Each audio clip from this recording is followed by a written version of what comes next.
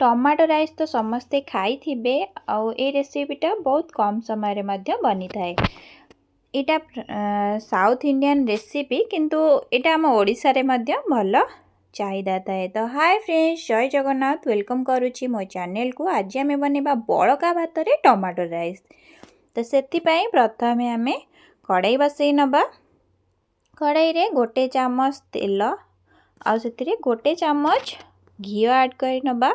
एबे सेथिरे सुखला मसला जोटे कि दालचीनी, गुजराती, लवंग आउ तेजपत्र दे दबा। सेथिरे गोटे चामच आमे बुट डाली ऐड कर नबा आ गोटे चामच ऐड कर नबा जीरा।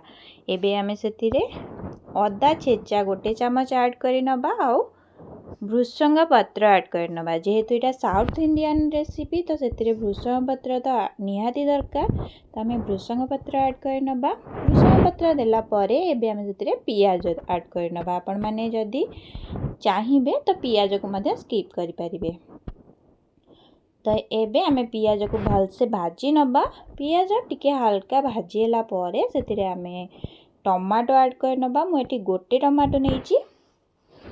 मोटे गोटे कप भात पाई मोटी गोटे टमाटो नेइची। आपण माने भातर क्वांटिटी अनुसार टमाटर क्वांटिटी बढ़े पारंती। तो एबे आमे सेतिरे हाफ चामच लंका गुंड आउ 1/4 चामच हल्दी गुंड दे देबा। स्वाद अनुसार लूण देकी ताकू हल्का टमाटो सिझिबा पर्यंत आमे ताकू भाजीबा।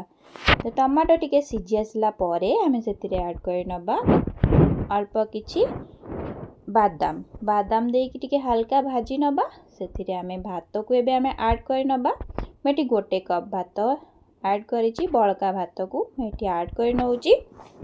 आपण माने चाहिले एतरे चावल देकी मते बनै परिबे, किंतु मु एटी जेहेतु बळका भात रे बनौची तो सेति पई भात ऐड कर नउची। आउ हाफ चामच एटी गरम मसला ऐड कर नबा।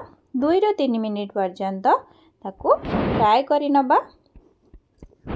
आउ एटी देखंतु 2-3 मिनिट परे हम गैस फ्लेम को ऑफ करि नबा। हमर बनिकी रेडी हे गला बळका भात रे टमाटो राइस। तो टमाटो राइस एमती बनेकी खातु, बहुत टेस्टी लगे। गरमा गरम खाइले ही तार टेस्ट बहुत भल आए।